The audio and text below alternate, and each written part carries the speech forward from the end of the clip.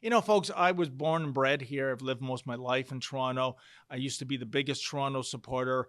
I'm from the generation that subscribed to what Peter Ustinov said about Toronto in 1987.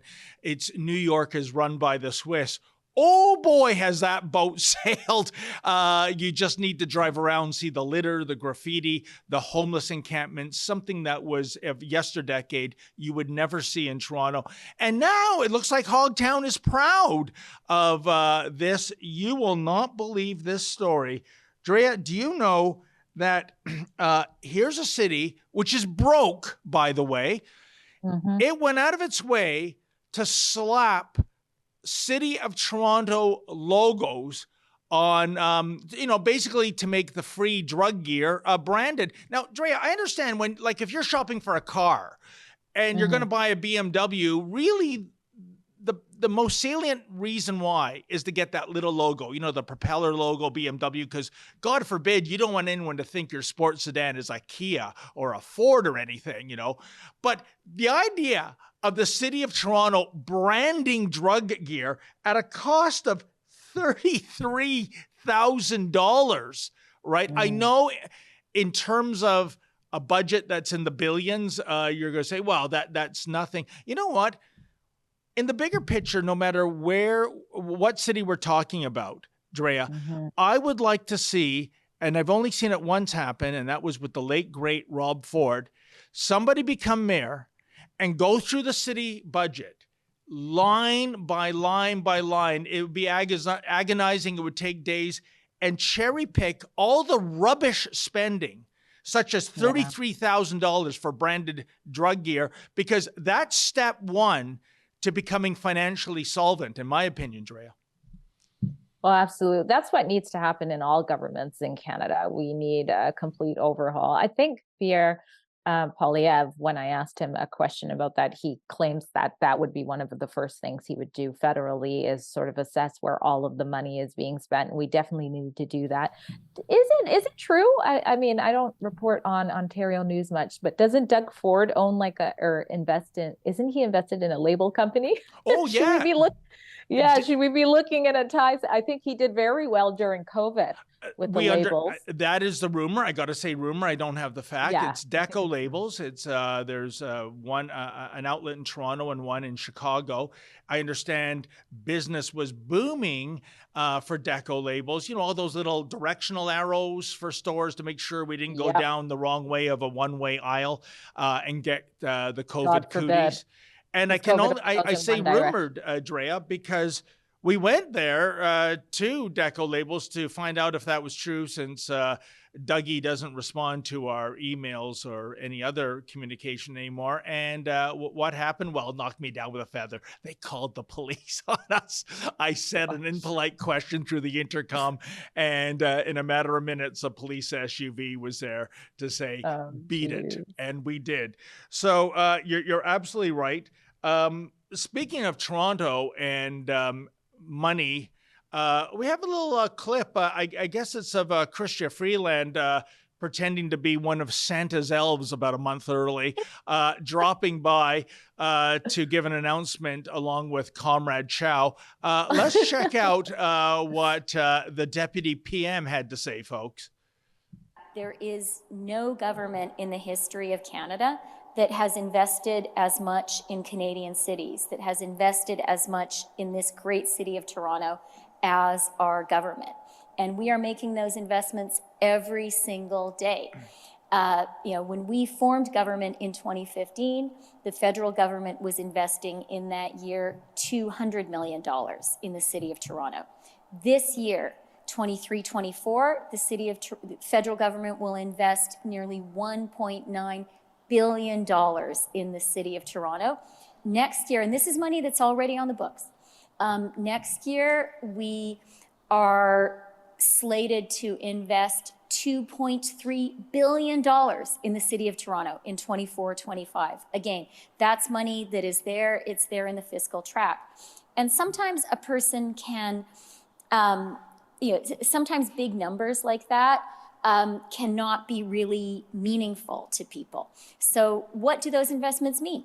They mean things like this concrete investment in the brickworks that makes such a difference to so many people in Toronto, including people in my neighborhood.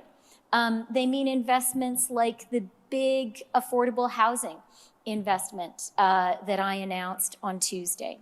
So we believe in Toronto, and there is a lot of money that is being invested in the city of Toronto every day. No, the brickworks is no big deal. And next time there's a Hurricane Hazel that hits Toronto, the brickworks is going to be underwater, Drea.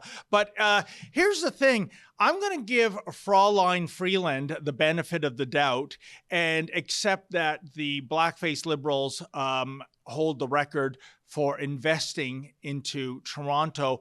My question, Drea, is where is this money going?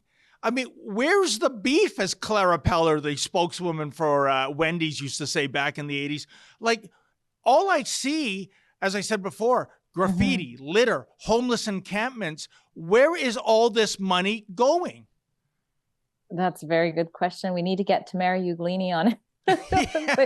but where is it going? I don't know. Diversity somewhere, probably, I would guess. But again, citizens really need to put pressure on the government to narrow down where the finances are and cut the crap on frivolous spending.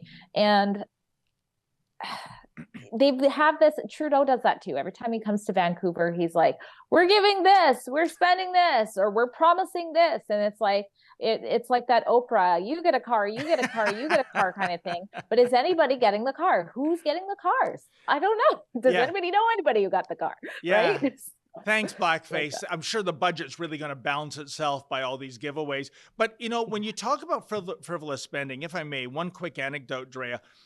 Some 15 years ago, when the late, great Rob Ford was a city councillor, he used to go on John Oakley's show on AM 640 every Thursday morning, and it was must-listen radio. And all he would do is bring a file with him and read verbatim about a city program. And Wow.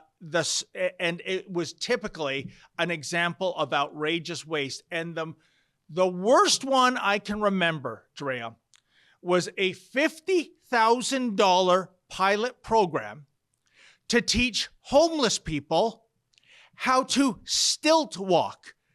I mean, like a Cirque du Soleil hiring or something? I did not see that. Like, this is I did beyond not see that parody. coming. I did not think you were going to say. Buy them tents and raincoats, for goodness sake. How is that a portable skill, Drea? $50,000 of Toronto taxpayer money teaching homeless people how to stilt walk.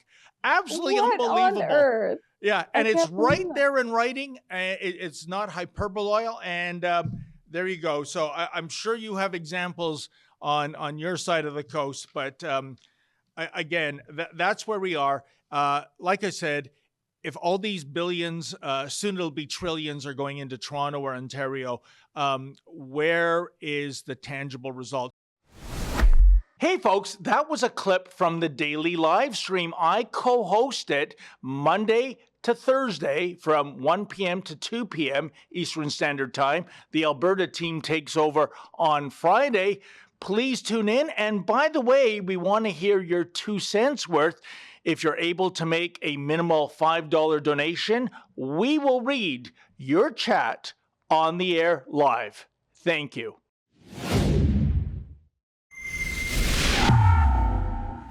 David Menzies for Rebel News here in downtown Toronto. And I got to tell you, folks, next March 23rd to 30th to be precise, we are going on a Caribbean cruise. Can you imagine that? And a lot of your favorite Rebels will be there, such as Sheila Gunn Reid. We got Alexa Lavoie, the big boss man himself. Of course, he'll be there. Ezra Levant. And how about this? How about this for the cherry on the sundae? Tamara Leach, Canada's #1 freedom fighter. She'll be on that boat too. And look at the itinerary. We're going to be going to Half Moon Cay in the Bahamas, and then we're going to jazz it up in Ocho Rios, Jamaica, and then there's Georgetown in the Cayman Islands, and finally Cozumel, Mexico. Can you imagine that? If you want more details in terms of getting aboard the ship, go to rebelnewscruise.com. That's rebelnewscruise.com. All the details are there, the departure dates, the costs, and you know what? This is not just a fun-filled getaway. This is a way in which Rebel News raises some revenue. Unlike the mainstream media, we don't receive a nickel of government funding, nor would we take it if ever offered. So it's win-win. Enjoy yourself in the Caribbean and Mexico, and also support your favorite online news channel. So that's rebelnewscruise.com. I hope to see you aboard.